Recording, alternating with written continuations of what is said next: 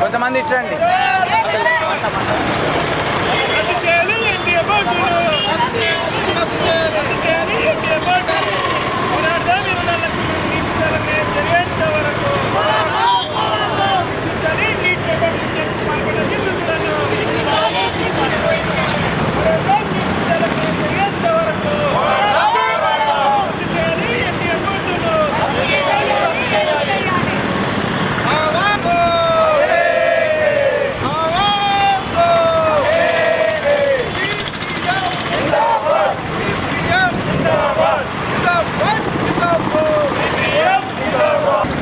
దేశవ్యాప్తంగా ఏదైతే వైద్య విద్యార్థుల కోసం నిర్వహించేటువంటి నీట్ పరీక్షలో ఈరోజు 24 లక్షల మంది విద్యార్థులు నీట్ పరీక్ష కోసం ఎగ్జామ్ రాసినటువంటి సందర్భంలో ఏదైతే బీజేపీ ఎన్డీఏ పాలిత రాష్ట్రాల్లో ఉన్నటువంటి ఆయా ప్రభుత్వాలు ఈరోజు నీట్ పరీక్షా పత్రాన్ని లీకేజ్ చేసి ఒక్కో విద్యార్థి దగ్గర 30 నుంచి 50 లక్షల రూపాయల దాకా వసూలు చేసి అవినీతికి పాల్పడ్డారని ఈరోజు బయటపడతా ఉంటే దీని మీద కేంద్ర ప్రభుత్వం అట్లాగే ప్రధానమంత్రి నరేంద్ర మోడీ నోరు మెదపకుండా ఈ పరీక్షలో ఏదైతే ఈ లీకేజ్కి బాధ్యులపైన చర్యలు తీసుకోకుండా ఈరోజు తాత్సారం చేయటం అంటే 24 లక్షల మంది పేద మధ్యతరగతి విద్యార్థుల యొక్క జీవితాలతో ఆటలాడుకోవటమే అనేటువంటిది సిపిఎం పార్టీగా భావిస్తూ ఉన్నాం.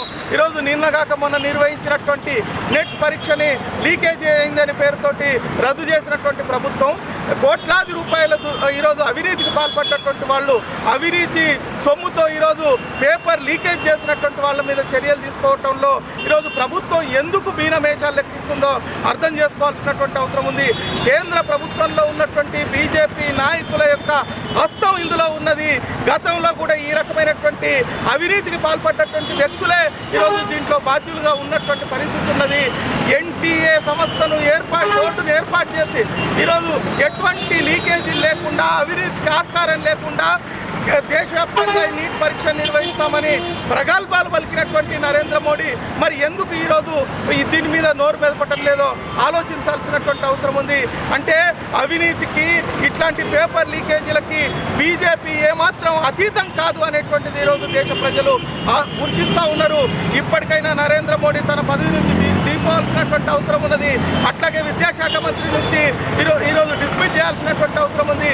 నీట్ పరీక్షను తిరిగి నిర్వహించాలి అనేటువంటిది సిపిఎం పార్టీగా డిమాండ్ చేస్తూ ఉన్నాం. లేకపోతే రాబోయే కాలంలో ఈ 24 లక్షల కుటుంబాలతోటి ఆందోళన చేయాల్సి వస్తుందని హెచ్చరిస్తూ ఉన్నాం. బీజేపీ నీతులు చెప్పటంలో అగ్రస్థానంలో ఉన్నది. మేము అవినీతికి పాల్పడం, మేము అబద్ధాలు చెప్పం, మేము అక్రమానికి పాల్పడం, దోపిడీ చేయమని మొదటి నుంచి చెప్పుకుంటూ వస్తుంది. అసలు రహస్యం బయటపడ్డాయి. అబద్ధాలు చెప్పేది బీజేపీ ప్రభుత్వమే, అవినీతికి పాల్పడేది బీజేపీ ప్రభుత్వమే, అక్రమాలకు పాల్పడేది బీజేపీ ప్రభుత్వమే, తప్పుడు విధానాలకు పాల్పడేది బీజేపీ ప్రభుత్వమే. ఒక్కటి చెప్తా ఉన్నాం, విద్యా వైద్యం భారతదేశంలో కానీ ఏ దేశంలో కానీ సక్రమంగా ఆ దేశాలే అభివృద్ధి దేశాలు ముందంజలో ఉన్నాయి. కానీ మా నరేంద్ర మోడీకి తెలియదా అని అడుగుతా ఉన్నాం. అదే వైద్య విద్యార్థులకు నిర్వహించేటువంటి నీట్ పరీక్షలు అక్రమాలు చేసి 50 నుంచి 60 లక్షల రూపాయలు వసూలు చేసుకొని వేల కోట్ల రూపాయలు దండుకున్నటువంటి ఈ బీజేపీ నాయకులు, బీజేపీ అధికారులు, బీజేపీ అధికారం ఉన్నటువంటి రాష్ట్రాలు మనం ఏం న్యాయం చేసినాయని పడుతాం.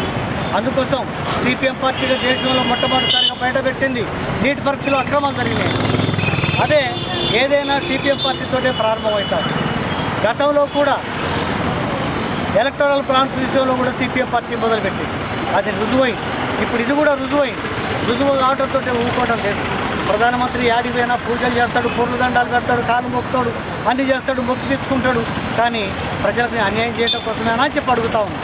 అందుకోసం ప్రధానమంత్రి నోరు విప్పాలి, నీట్ పరీక్షను రద్దు చేయాలి.